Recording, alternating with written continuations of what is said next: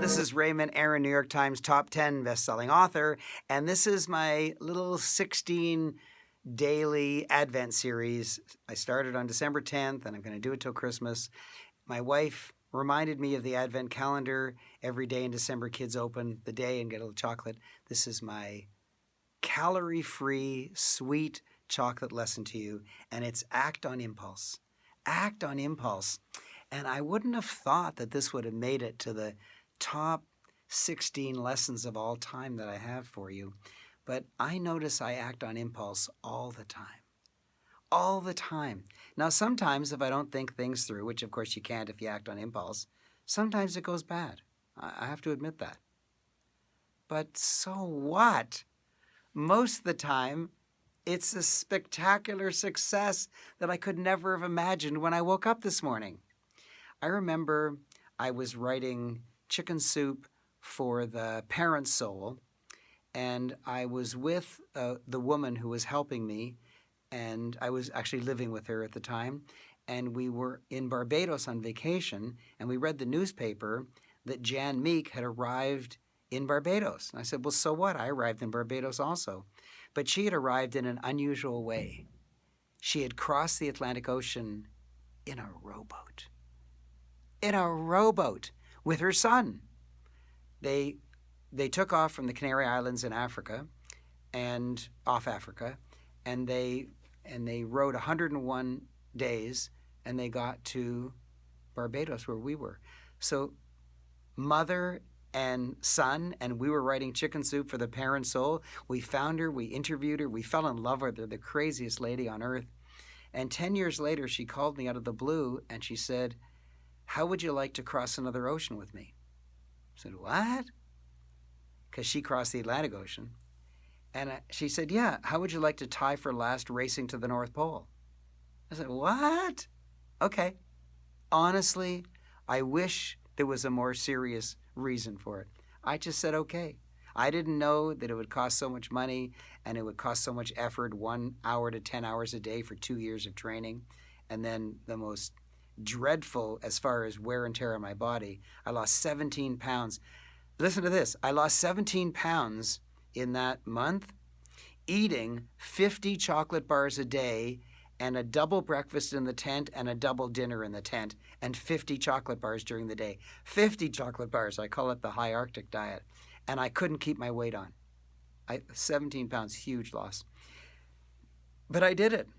And I told you when I graduated from university, I didn't like the way math was taught. On my own, I just made an appointment with the dean of math. And as a result of that, I wrote a calculus textbook. I was a published author as just a kid. And I've done so many other things on a whim. One of my coaches said that he could do a 7-minute plank. 7-minute plank? I want to beat that. For no reason. Why? Who cares? Nobody cared.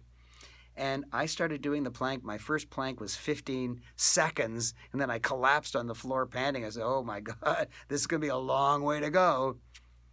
But after about a year, I did an 11-minute plank. An 11-minute plank. I did it on impulse. And now my body's strong, and I'm healthy, and I became a vegetarian at birth because my parents are vegetarians. And then one day, this is a funny story, I was on honeymoon in New Zealand, and my wife had made pineapple chicken. And then she made the mistake of leaving the home, and we were having 2 couples over for dinner that night. And the whole home smelled of lemon chicken. Oh, it was so good. And I broke down. I said, you know what?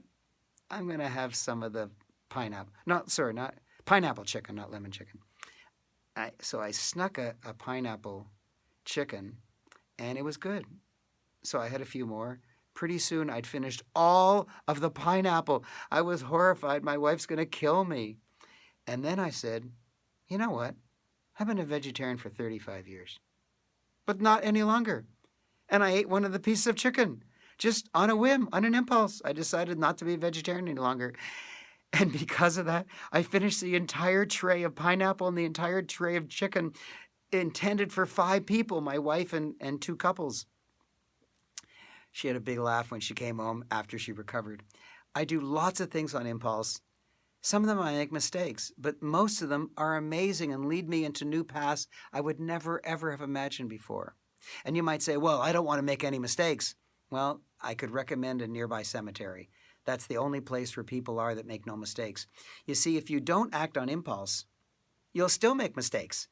If you don't make mistakes of commission, that means acting, you'll make mistakes of omission, that means not doing something.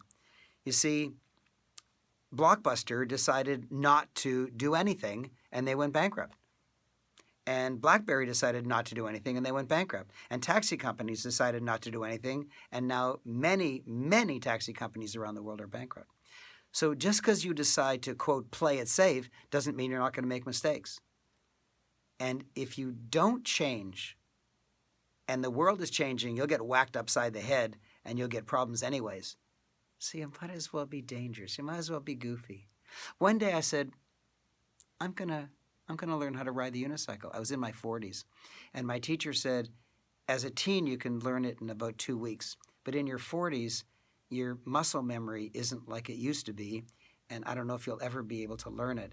And I worked on it every evening and every weekend for 1 entire year before I finally got it. And I love it.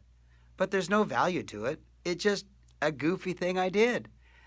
And I love, my life is filled with goofy things I did. When I look back at my life, I don't remember the times that I decided not to do things. I don't remember the times where I did same old at a job for 5 or 10 years. And there's nothing wrong with having a job for 5 or 10 years. What I'm saying is there's something wrong with not changing, with not learning, not growing, not being different, not accepting transformational coaching, not taking a course, not reading a book. Like, live on impulse. Go to a store that sells magazines and choose a magazine that you wouldn't normally choose and read it. Just for fun, just act on impulse. You know what I did recently? I don't go to horror movies. I have lots of reasons I don't go to horror movies. So I decided that I'm prejudiced against horror movies, even if I have good reasons for it. I mean, people who hate others, whatever it is, like blondes are all dumb, for example, they think, oh, blondes are dumb. So then they have this attitude. Well, I have an attitude towards horror movies, even if it's justified. So I decided to go to a horror movie. I loved it. I thought horror movies were black cats jumping across the screen and everyone in the audience going, oh. Well, maybe that's what horror movies were when I was a kid, but that's not what they are any longer. And so I acted on impulse. One time I was in Starbucks and I left my Starbucks card there and I said, pay for the next guy and don't say who did it. Just for fun. Just for fun. And then I sat down and from the corner of my eye, I watched him. He was, what? He was so excited. For $4, I changed the guy's life, or at least that day. He must have gone home and said, guess what happened to me? Oh my God. Act on impulse. You might as well. Blockbuster didn't. You don't want to end up like Blockbuster. And how do you do it? This is easy. Just do it. That's what's so wonderful about it. You just do it.